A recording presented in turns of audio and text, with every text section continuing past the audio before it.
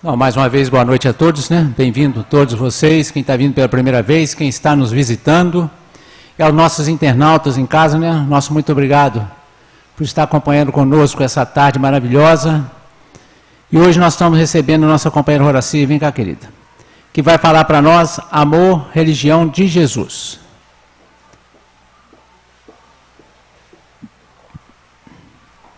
Horaci está substituindo nosso companheiro Flávio, né? Mas nosso companheiro, graças a Deus, já está bem e brevemente estará conosco aí, fazendo a palestra que ia ser feita hoje. Com a palavra, então, nossa irmã Horaci.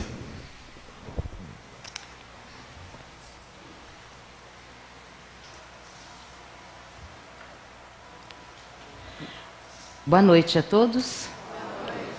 Que Jesus nos abençoe.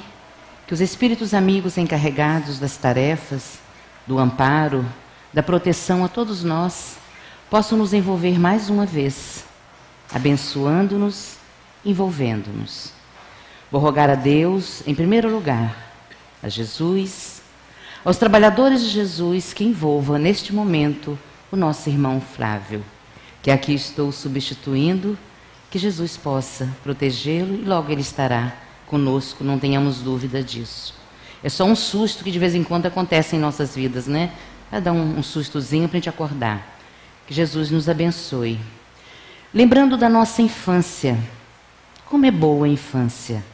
O nosso lar, quem teve irmãos, os irmãos, as brincadeiras. No meu tempo ainda brincava-se de boneca, de peão, de soltar papagaio, essas coisas todas.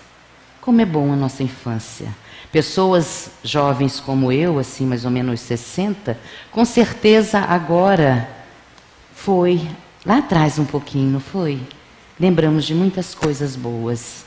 E aquele menino de 6 anos levava sua infância muito bem, pobre, muito pobre, o mais novo dos irmãos.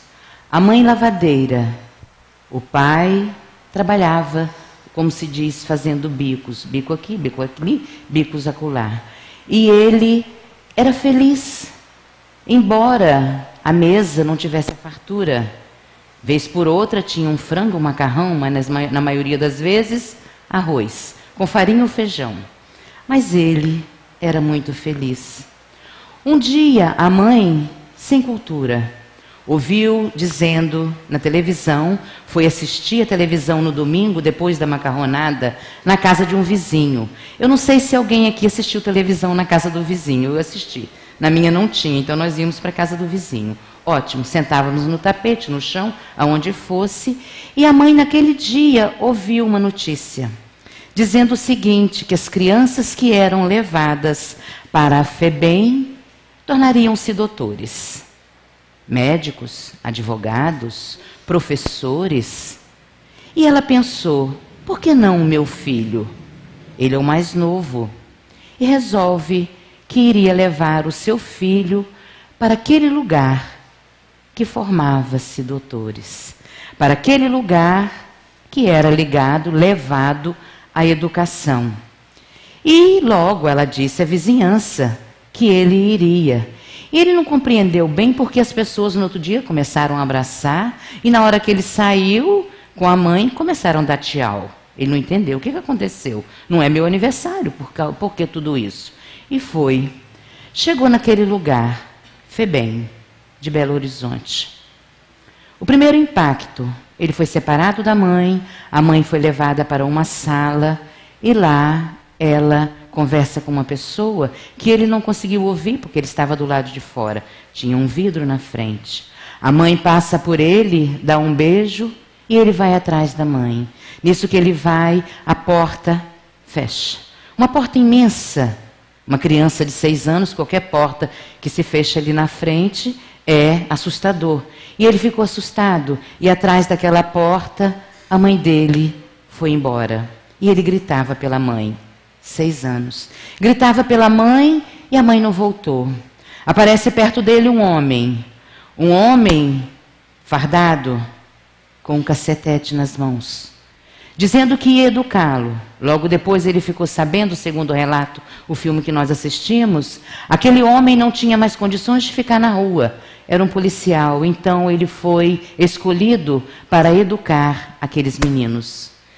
Por causa da grosseria, por causa da agressividade, do jeito dele, ele não teve mais condições de ficar na rua.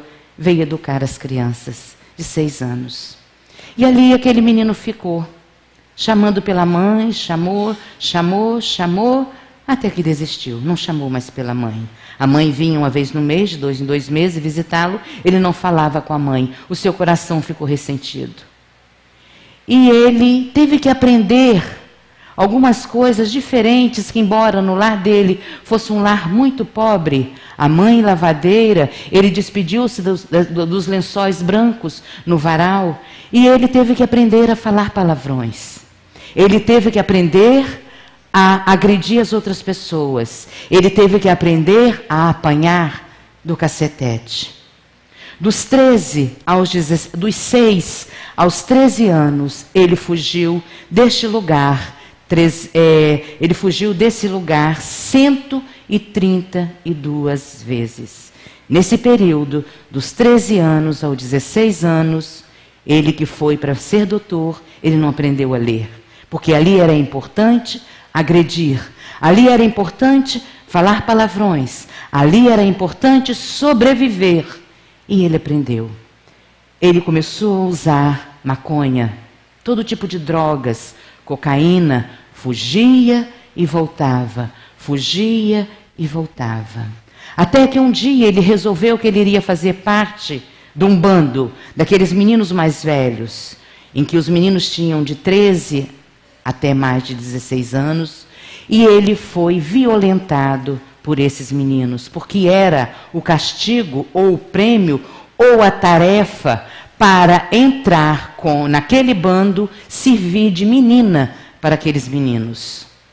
E ele, depois de ter passado por todas essas humilhações, ele tinha dentro dele o carinho da mãe, o amor da mãe, mas a revolta era muito grande. Quando ele acordou, machucado, sofrido das agressões que ele viveu naquele momento, ele viu a linha do trem. Ali tinham 2 linhas. Ele deitou em uma das linhas e ouviu o barulho do trem. Eu não quero mais viver, eu quero morrer. E o trem passou, só que o trem passou na outra linha, não naquela que ele estava deitado. Aí ele disse, miserável sou eu, porque eu não morri. E foi se arrastando. E foi pego, voltou, levado novamente para aquele educandário, para aquele lugar aonde, na grande maioria, formava-se criminosos, bandidos. Ele voltou, sentado ali no chão, ele ficou, sangrando, sofrido. Isso é ilusão? Isso é mentira? Isso é a história de Roberto Carlos, não o rei, o Ramos. Aquele que teve a propaganda na televisão dizendo que brasileiro não desiste nunca. E ele estava sentado ali, chegou Margarete.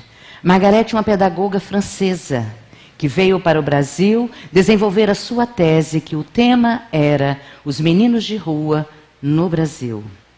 E ela começou a ver entre aqueles meninos aquele que ela queria ter a autorização para levar para sua casa. Ele aprendeu dos 6 aos 13 anos a roubar também. Furtos pequenos, roubava carteira, roubava bolsa, eletrodomésticos, as coisas assim, para vender e comprar drogas.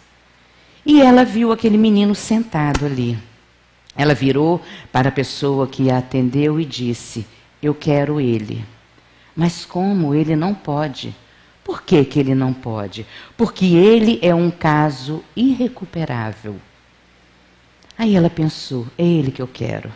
Desafio pequeno é besteira. Desafio pequeno é para quem é covarde. Quem é estoico, o desafio tem que ser grande. Porque quanto maior o desafio, maior a vitória. Não é assim?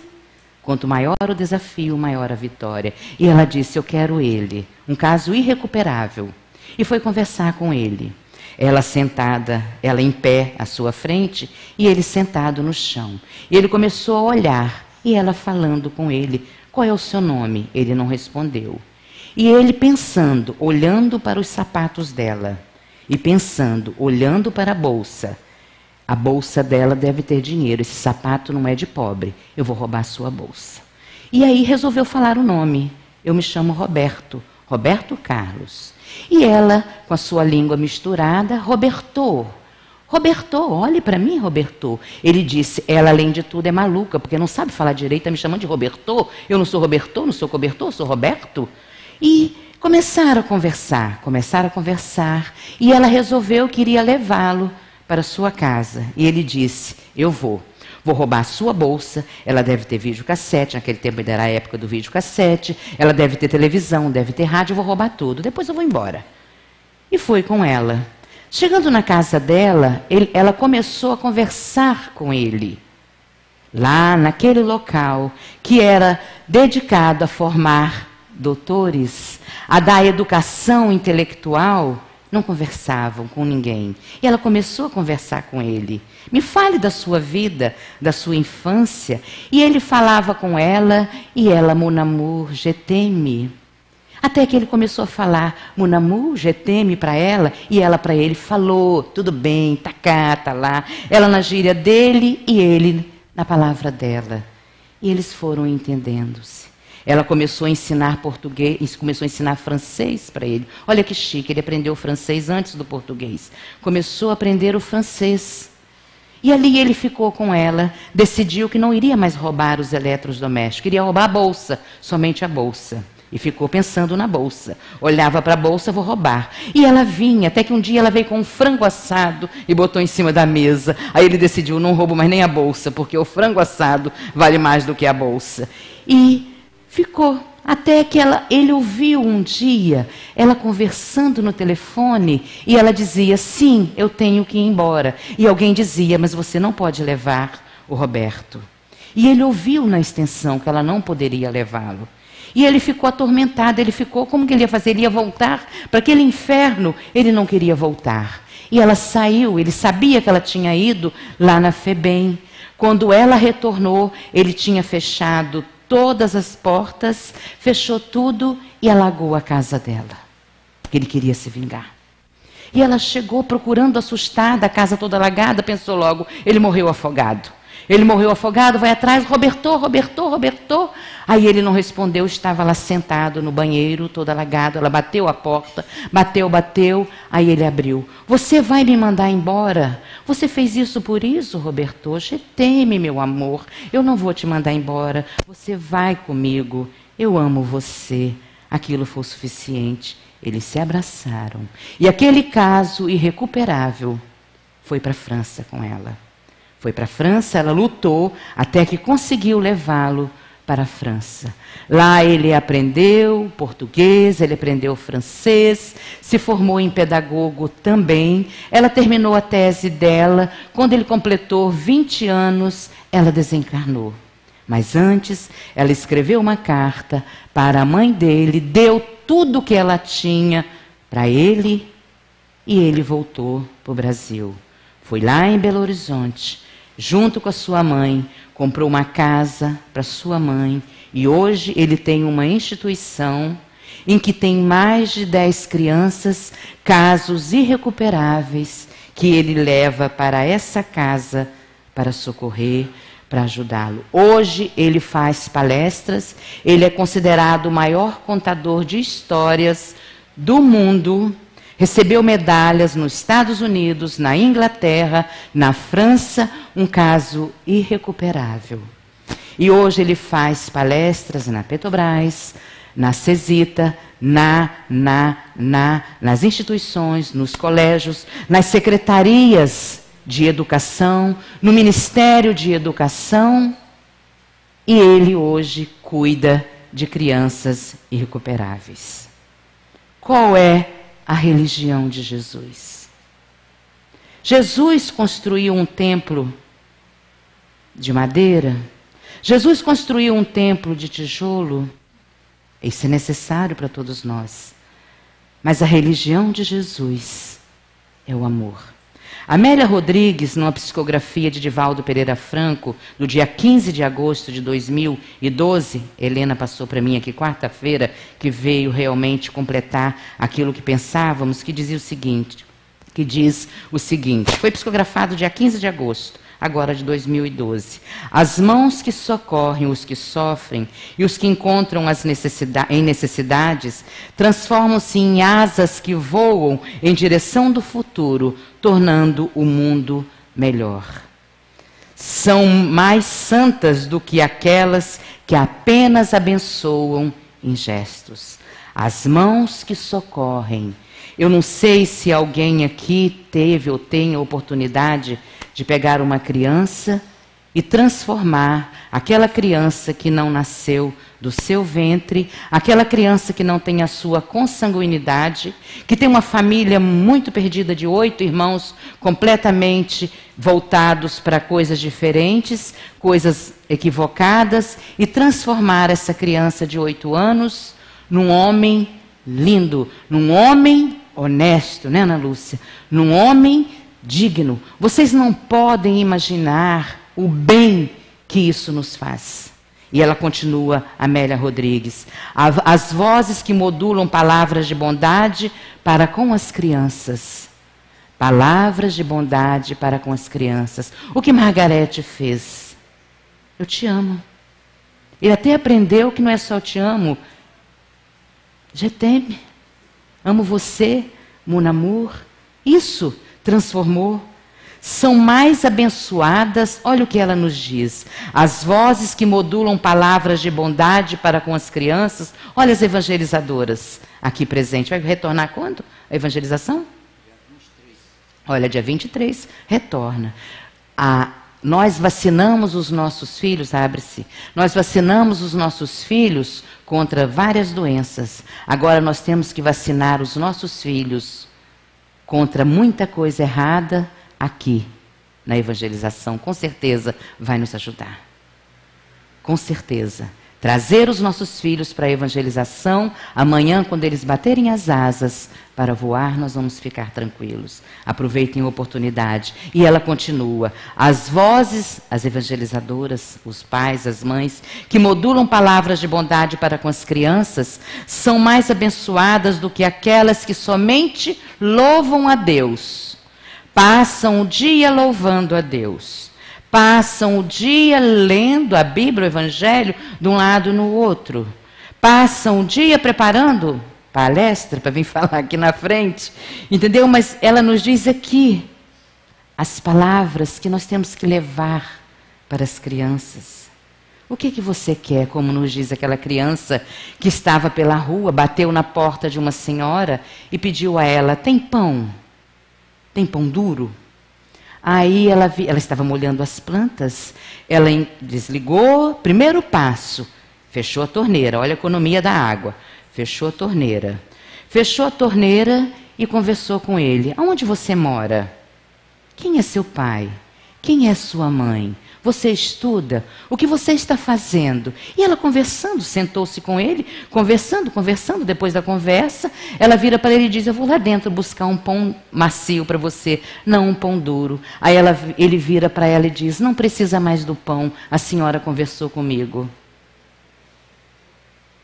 Ou como aquela criança que quer pagar a diária de um pai muito ocupado para que ele a atendesse. Quanto custa para poder falar com o senhor uma consulta?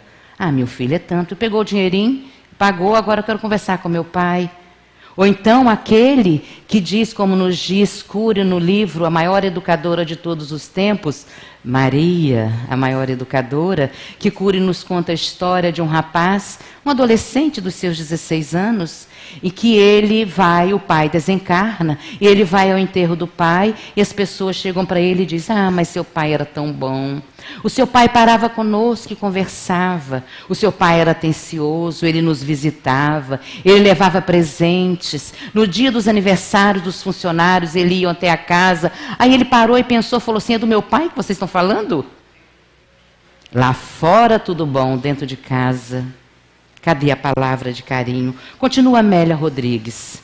Os esforços de ternura para educar e reeducar uma criança. Pegar uma criança de 8 anos, 9 anos, 10 anos, como ela pegou um de 6, irrecuperável, e dar uma boa educação. Porque educação existe boa e existe ruim. Quando diz assim, você foi muito mal educado. Mal educado quando nós direcionamos a educação, porque educar é formar hábitos. Ou formar hábitos para o bem, ou formar hábitos para as coisas equivocadas. São mais os esforços de ternura para educar ou reeducar uma criança são mais edificantes do que aqueles que amealham moedas, mesmo que sejam de ouro. Quem se oferece para auxiliar um ser infantil, investe no porvir da humanidade. Doação de luz. A criança débil de hoje poderá ser um sol poderoso amanhã. Quem sabe o que o mundo amanhã vai depender dos nossos filhos, netos, as crianças que nós trazemos para a nossa casa. Quem sabe os nossos filhos será um governante com a cabeça diferente, será um médico que não será mercenário, será um advogado, será um professor digno. Quem sabe? Ou, com a falta de educação, um abismo de sombras ameaçadora no porvir. Pode ser. Ou será a criança, ou poderá ser um sol poderoso amanhã, ou um abismo de sombras ameaçadora no porvir. Porque o criminoso de hoje, ele foi amamentado e foi educado. Aqueles que roubam o pão, roubam o leite, roubam a educação, roubam a saúde, um dia eles foram educados. Eles passaram pela infância, eles passaram pela adolescência e chegaram à idade adulta. O que nós estamos incutindo? Isso é amor de Jesus. Isso é a religião de Jesus. E ela começa onde? Aqui, no Trabalhador de Jesus? No Fonte de Luz, no Amor e Caridade, lá fora? Não, ela começa aqui e dentro do meu lar, nas pessoas que eu convivo. O sentido da vida é educar. Porque fora da educação, continua Amélia Rodrigues, não há como sobreviver-se na multidão. Não tem. O mundo de hoje, com as suas trapaças, dores inomináveis, é o resultado do abandono da infância no passado. Porque hoje nós vivemos o resultado da educação que recebemos ou que receberam ontem. Não é assim? Então hoje, tudo que nós estamos vendo, que muitas vezes dói, muitas vezes eu não quero nem assistir na televisão, é o resultado da educação de ontem. No Livro dos Espíritos, na questão 785, Allan Kardec pergunta, qual o maior obstáculo para o progresso? O orgulho e o egoísmo. E ainda na questão, na resposta, os Espíritos nos diz, curta, porém, é a duração desse estado de coisas. O egoísmo e o orgulho vai acabar. É curto. Isso aí vai acabar. No processo que nós estamos vivendo de um mundo regenerado, que a regeneração já começou em nós, isso aí vai acabar. E nós queremos estar aqui quando isso acabar. Nós queremos os nossos amores aqui conosco. E na 913, dentre os vícios, Kardec pergunta, qual que se pode considerar radical? Respondem os espíritos, o egoísmo. Daí deriva todos os vícios. O que é egoísmo? Tudo para ele, tudo para mim, tudo. E o que nós estamos passando? Quais são os valores de ser ou de ter? Eu fiquei sabendo nessa pesquisa que existem tênis de R$ 1.200 um par de tênis. Já pensou, acostumada a comprar no shopping CTJ, de repente um tênis de R$ 1.200? Não é verdade? Uma calça jeans, Carmen, de R$ 2.000. Aí o que nós fazemos? O que nós fazemos? Vamos levar os nossos filhos para suprir a ausência do Geteme, de eu te amo, de fazer o frango assado, de estar com ele. Nós vamos lá no shopping, na loja, né, meu bem, que está com os dentes azulzinhos tão lindo. Vamos lá no shopping, levar os nossos filhos e dar a eles o telefone celular que só falta Não, falar ele fala, não falta nada, está completo. Ou então vamos pegar, eu nem sei o nome, como que chama esse negócio que vem depois do computador, todas essas coisas, ou o tênis de 1.200, ou a calça jeans de R$2.000, ou o carrão, ou a moto, para sair logo ali, atropelar, morrer e matar. Isso tudo, ele, porque ele é o meu filho, eu posso dar a ele o que eu não tive. O que eu posso dar a meu filho que eu não tive? Afeto e carinho, caso eu não tenha tido, eu tenho que dar dobrado. Agora, isso não impede que a gente possa dar realmente o que se pode dar, mas não fazer isso a prioridade e muito menos substituindo o afeto, substituindo o carinho, porque amanhã nós vamos sofrer. Vamos sofrer sim. E na 917, continua Allan Kardec, qual o meio de destruir-se o egoísmo? Vimos na 913 que é o maior vício, é radical o egoísmo. Aí Allan Kardec, não contente, pergunta, qual é o meio de destruir-se o egoísmo? Respondem os espíritos. O egoísmo se enfraquecerá à proporção que a vida moral for predominando sobre a vida material e, sobretudo, com a compreensão que o Espiritismo vos faculta da vida futura. Eu vou passar amanhã, eu falei, essa encarnação nossa, na grande maioria, nós estamos pagando conta. E é duro pagar, ainda mais que eu não me lembro, mas eu tenho que pagar. Mesmo não me lembrando, eu tenho que pagar. Então, nós temos que passar isso para os nossos filhos, para nós principalmente, nesse alto amor. Eu estou construindo o meu futuro e Emmanuel nos diz, tenham uma encarnação correta de amor para que a desencarnação seja boa, tranquila na erraticidade e a volta seja melhor, com menos débito, com menos conta. Não é assim? Aí continua Allan Kardec, na sua nota, na questão 917. Só conseguiremos acabar com o egoísmo se o mal for atacado na raiz, isto é, pela educação. Não por essa educação que tendes a fazer homens instruídos, não por essa educação quando levanta, quando senta, quando usa o talher, quando usa o guardanapo, como usa, como cumprimento, não. Não. A educação que Kardec nos diz na nota da 917, que tendes a fazer homens instruídos, mas pela que tende a fazer homens de bem. Essa é a educação. A educação bem compreendida constitui a chave do progresso moral, a chave da felicidade. E Emmanuel nos diz que de todos os feitos realizados por Jesus, o de maior importância foi a proposta do Mestre para a nossa melhora, para a nossa educação, tendo a certeza que somos seres imortais. Tendo como proposta essa educação, continua o nosso mestre lionês, Allan Kardec, o diálogo, o respeito e a humildade. Não ficando atrás com o cacetete nas mãos, de forma nenhuma. Tendo a humildade do diálogo, do respeito, respeitando que aquela criança, aquele jovem, aquele marido, aquela esposa, aquele amigo que está diante de nós, está no mesmo grau de evolução que nós. Não existe aqui ninguém melhor do que ninguém.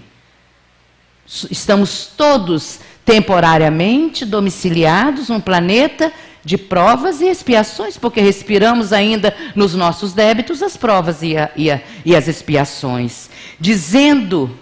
Olha, vou repetir. Tendo como proposta de educação o diálogo, o respeito, a humildade. Dizendo que o maior inimigo de cada um de nós, quem é? Somos nós mesmos. Voltamos a Margarete. Qual era o templo religioso de Margarete? Qual era? O amor, o coração. Educar com amor. Aí vamos voltar no livro de Cury. Quem não leu, leia. Eu adorei. Eu que sou mariana, sempre ele diz o seguinte: vamos nos apresentar para os nossos filhos, contar nossa história para eles, Vocês se lembram, não sei porque acontece muito isso na minha casa, que quando uma pessoa mais velha senta, se toma posição de um contador de histórias, mesmo que seja para contar as presepadas que ele fez, as crianças ficam em volta, os jovens cruzam as pernas e vão ouvir o que ele está contando. Então vamos contar a nossa história de vida, quem fomos, como que nós conseguimos alguma coisa, verdade, passar para eles as nossas verdades. E ter um limite, limites com os nossos filhos, não aquele castrador, aquele que diz, faz porque eu quero, tem que ser assim, não pode ser assim, tem que ser assado. Eu fui criada assim, naquela coisa que só de olhar, a minha tia que me criou, só de olhar eu já sabia que eu não podia fazer. Eu não podia fazer de forma nenhuma. É aquele que da proibição, não é esse limite. Ou então, o limite do drama. Ah, meu filho, não faz isso. Porque se você fizer, você vai me fazer sofrer. Eu passo a noite chorando, enquanto você não chega, eu não durmo. Por que você fez isso, meu filho? Ah, meu Deus, que vergonha. O que eu vou dizer para Maria, para Joaquina, para Antônia, para Teresa, diante do que você me fez? Com que cara eu vou chegar lá no educador, no diretor do colégio, diante dessa besteira que você fez? Não faça assim. Mas não diz mais nada. Ou, continua Cury a nos dizer, aquele limite que educa, orienta e esclarece. Educar, esclarecer e orientar. Nós vamos ver a história ainda, que nós sabemos dessa história, que Maria lembra de Jesus 2 dias depois que Jesus tinha ficado no templo. Jesus, na época, segundo historiadores, ele tinha 13 anos, era adolescente, porque segundo os romanos, a adolescência vai de 15 a 24 anos. No Brasil, de 12 a 21 anos. Então, ele era adolescente. E Maria vai, lembra de Jesus e volta. Chega lá, meu filho, você não vê que você nos assustou? Sentimos a sua falta. Mulher, tu não sabes que eu estou cuidando das coisas do meu pai? Ela não se desesperou porque ela esclareceu.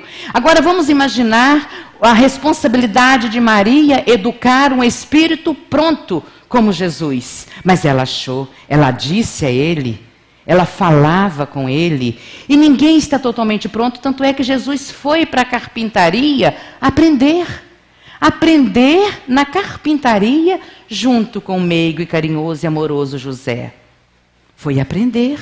E ela manteve o seu papel ali de mãe. Mas nós ouvimos dizer, ah, mas meu filho está aborrecente, eu não aguento mais, eu não consigo mais educar, vou levar para o colégio, vou levar para o psicólogo, vou levar para o terapeuta, vou falar com teu pai na hora que chegar, que você eu não te aguento mais, eu não aguento ver uma mãe dizer que eu vou contar para o teu pai.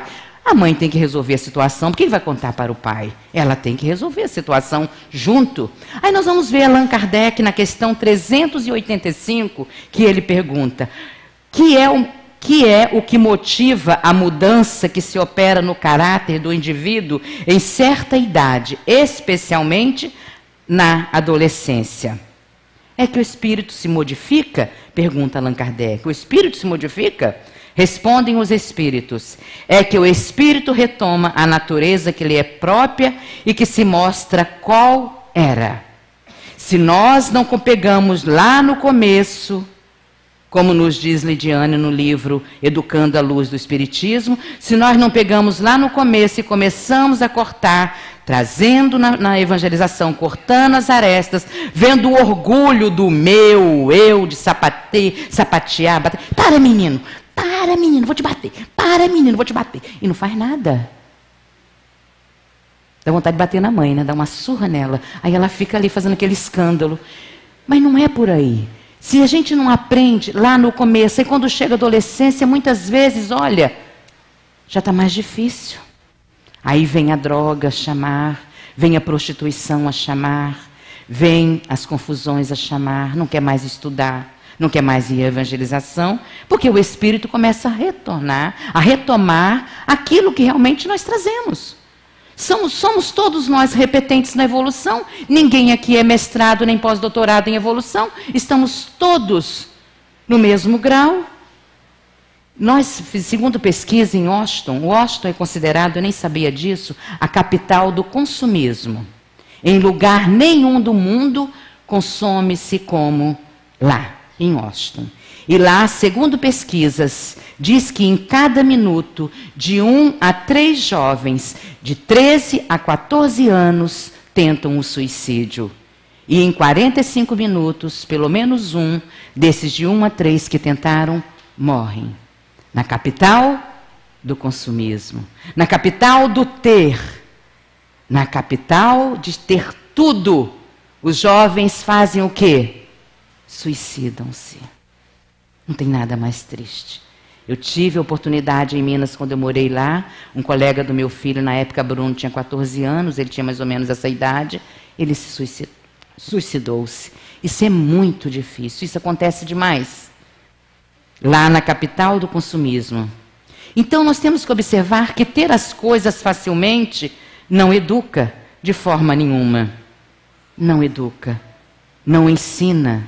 A gente tem que lutar para ter. Nem que mande, hoje você vai limpar o quintal para ter a sua mesada. Embora eu compreenda que mesada muitas vezes era a mesa caindo em cima, mas é a mesada do dinheiro. Você vai limpar o quintal, você vai limpar o canil, enfim, que nós sabemos. Então, qual era o templo religioso de Margarete? Qual era a sua religião? Aí nós vamos ver o que Jesus diz respondendo, quando indagaram: Senhor, qual é o maior mandamento da lei? Amarás o Senhor teu Deus de todo o teu coração, de toda a tua alma, de todo o teu espírito, de todo o teu coração, de toda a tua alma, de todo o seu espírito. Esse é o maior e o primeiro mandamento. E eis o segundo semelhante a este: amarás o teu próximo como a ti mesmo.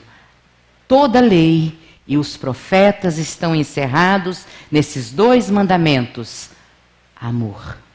Tudo que foi escrito antes, tudo que pode ser dito pela espiritualidade, tudo que está por vir, a religião de Jesus é o amor.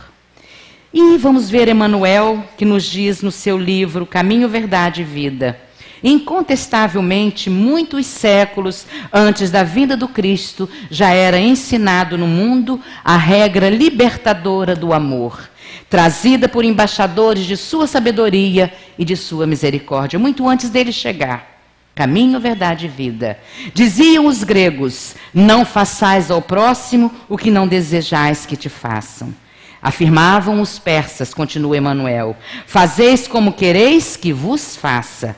Declaravam os chineses: o que não desejais para vós, não faças ao outro. Recomendavam os egípcios: deixai passar aqueles que fez aos outros o que desejava para si. Doutrinavam os hebreus: o que não quiseste para vós, não desejeis para o próximo. Resumindo, insistiam os romanos: a lei gravada nos corações humanos é amar os membros da sociedade como a si mesmo. Na antiguidade, todos sabiam disso. Todos, desde os profetas, administradores, juízes e filósofos, todos sabiam. Todos já traziam no seu interior, no seu entendimento, essa ética de Jesus: fazer ao outro aquilo que você quer que o outro te faça. Porém, essas figuras da antiguidade, na grande maioria, profetas, administradores, juízes e filósofos, na sua grande maioria, todos perderam isso que trouxeram para vivenciar, ensinar para os outros, perderam dando testemunhos nos templos fragmentados. Testemunhos fragmentados nos templos, como nós. Trazemos isso dentro de nós, estamos ouvindo isso. Então nós vamos ver no Ideal Espírita de Chico Xavier, cultivando o pensamento libertador que a nova religião nos insufla, reflete neste momento sobre a religião de Jesus. Enquanto brigam católicos, protestantes, muçulmanos, judeus, espíritas Enquanto isso, Jesus aguarda por nós, dizendo-nos: amai-vos uns aos outros. Em todas as circunstâncias, continua no livro Ideal Espírita, reconheçamos-nos defrontados pelo Mestre no exercício da fraternidade universal. Ainda asseverou: ele não ter vindo para destruir a lei, eu não vim para destruir a lei, e sim para lhes passar o ensinamento, confirmar que é o amor.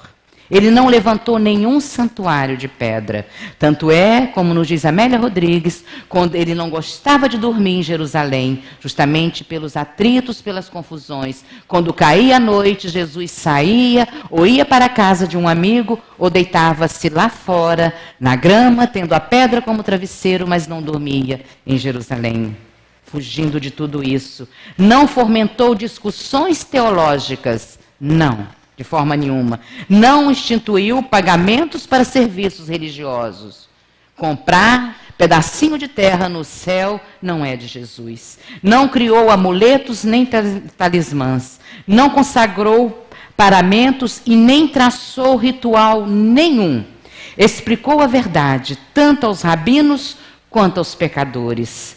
A todos. Quando Jesus queria ensinar, ele dialogava com as pessoas. Senhor, sou digna de fazer parte do teu rebanho, de trabalhar contigo? Perguntou a mulher prostituta, e ele diz: Maria, Maria, observas as ervas que nascem, as flores que nascem nas ruínas. As flores é o amor de Deus por todos nós, e as ruínas é tudo aquilo que ainda se comete de errado.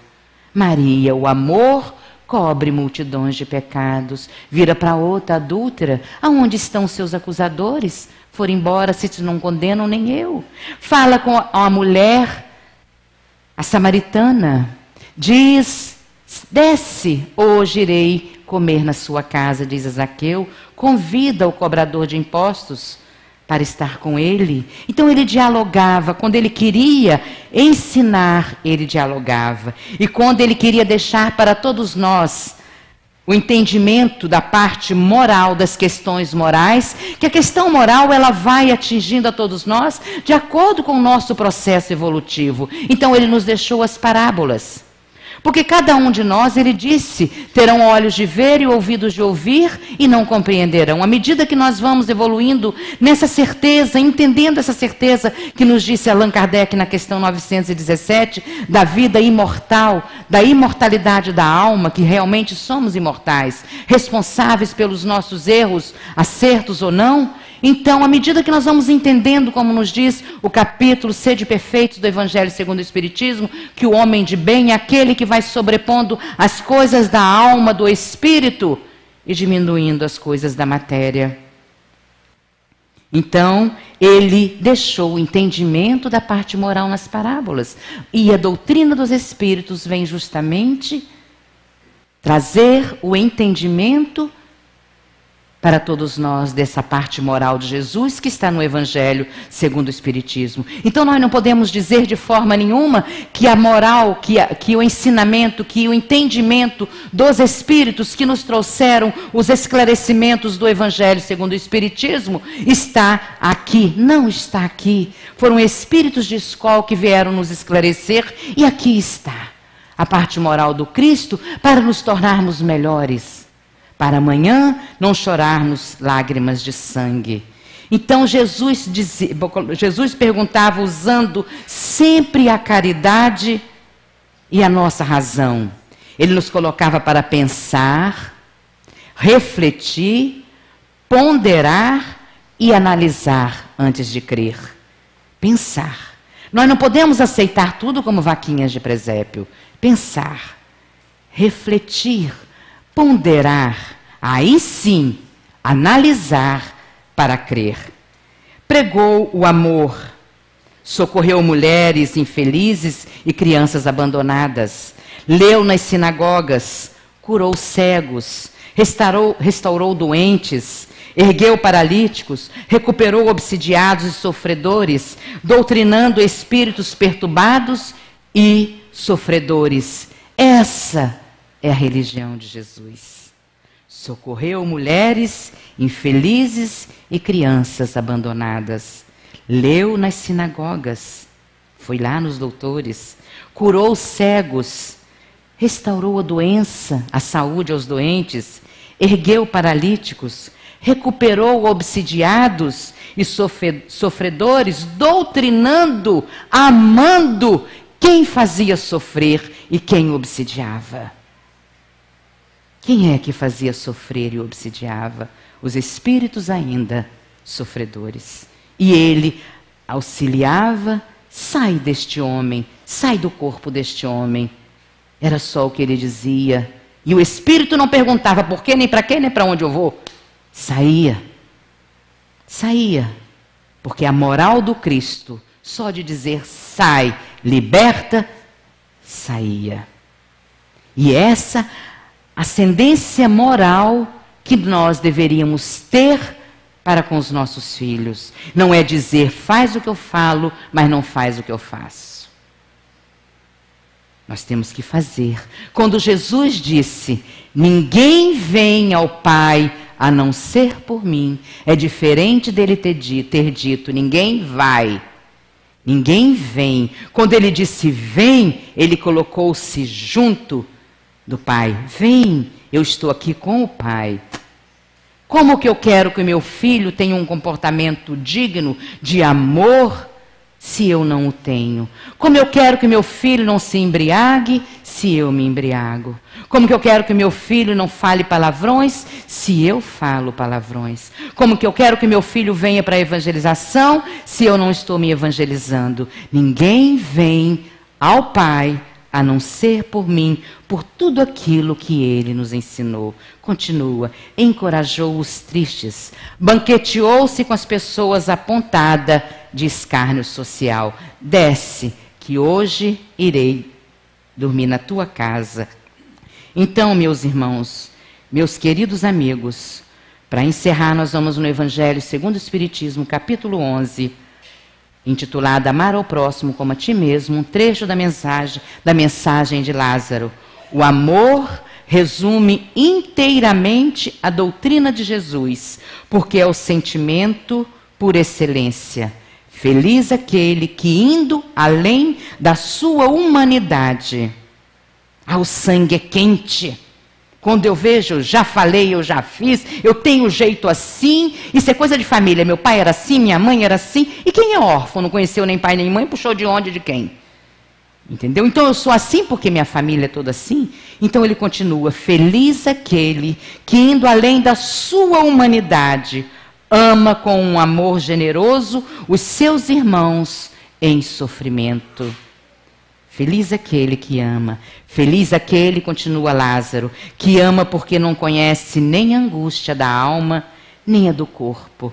Quando Jesus pronunciou essa palavra divina, amor, ele fez os povos estremecerem e os mártires inebriados de esperança e matou pela fé.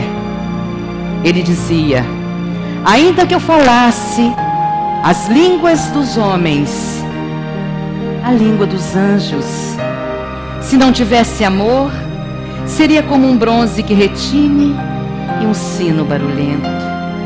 Ainda que eu tivesse o dom da profecia e penetrasse todos os mistérios e tivesse conhecimento de todas as coisas, compreendesse, estudasse, vivesse toda a ciência e mesmo a fé, tendo a fé ao ponto de dizer àquela montanha, sai, e ela sai. Transportar vales, transportar montes, transportar o universo. Se não tiver amor, eu nada seria. Mesmo distribuindo tudo que tenho, o pouquinho, o muito, tudo que tenho, para o sustento dos pobres. Ainda que eu desse meu corpo para ser queimado, se não tivesse amor, nada disso me serviria. O amor é paciente, o amor é doce, é bom, Não sente inveja de nada, nem de ninguém. Não tem medo, tem coragem. Não se precipita, não é orgulhoso, não é egoísta. Não desdenha ninguém. Pretos, negros, brancos, pobres, ricos. Não desdenha ninguém. Procura ajudar no interesse do próximo, não procura os seus interesses. Não se melindra, não tem raiva, não se irrita, não sente prazer com a injustiça, luta, vibra, procura sempre a verdade. Tudo suporta, tudo crê, tudo espera, tudo sofre. Continua Paulo. Temos 3 virtudes: a fé, a esperança e o amor. Mas por excelência é o amor. Amar, amar sempre. Nós, pais, gostamos que os outros amem os nossos filhos. Deus ama quando nós amamos os filhos dele. Vibre agora, cada um de nós, por aquelas pessoas que ainda são responsáveis pela nossa dor, pelo nosso sofrimento. Ame, amar sempre, nem mais nem menos. Amor é amor, incondicional, sem idade, sem posição social. Ama. Muita paz a todos e feliz amor para todos nós. Vamos assim então pedir a Horaci fazer a prece, encerrando os trabalhos de hoje. Mais uma vez, confirma-se, nada é por acaso. Eu vim fazer essa palestra no dia de hoje, sem estar agendada, né? Aí muitas vezes que a gente vem substituindo, eu faço substituição em várias casas. Aí quando eu entro, fico na câmara de passe, a espiritualidade fala comigo: você que estava agendada. Então a gente acha que, mas graças a Deus a espiritualidade amiga tem estado sempre conosco. Vamos então orar. Elevar os nossos pensamentos ao Pai. Aquecer os nossos corações com o resultado do amor. Eu não observei a tela o tempo todo, fiquei observando os jovens. Muitos choraram aqui agora assistindo essa despedida. E tivemos oportunidade também, acredito possa ter sido visto por alguns, os jovens desencarnados. Presentes. Isso é um presente para todos nós. Maria, educadora amiga, envolve a todos. Protege a todos, Senhora, com as suas legionárias do amor. Protege aqueles que estão lá nas encruzilhadas, fazendo o mercado das drogas, o mercado da prostituição. Aquelas mães que se tornam mães ainda tão jovens, tão crianças, que não sabemos que estão brincando de boneca ou acolhendo um espírito reencarnante. Maria, Mãe amorosa, só temos a agradecer e a te rogar. Olhai por os jovens que já partiram para o plano espiritual, que as suas legionárias neste momento possa acariciar a todos eles, como se fosse nós, mães, que ficamos aqui. Obrigada, Senhora, pelo teu amor. Obrigada, Senhora, pelo teu exemplo de mãe, de mulher, de amor, que renunciou também e veio aqui na terra e está ainda aqui entre nós. Obrigada, Senhor, por esta casa que nos acolhe, essa casa que nos permite o reencontro com almas e espíritos tão queridos para todos nós. Obrigada pelos abraços, pela paz, e te rogamos, Bezerra de Menezes, patrono espiritual desta casa, leve esta paz até os lares aqui representados. Vamos pensar nos nossos lares, naqueles que lá estão. Que chegue lá, Senhora, a paz do teu Filho, nosso irmão Jesus.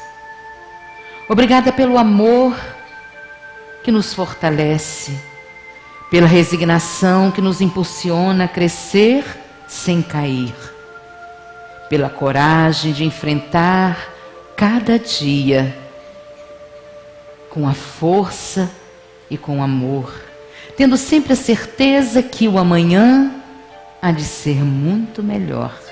E se não for, Senhor, aquilo que esperamos, muito obrigada pela fé, pela resignação. Abençoa todos nós.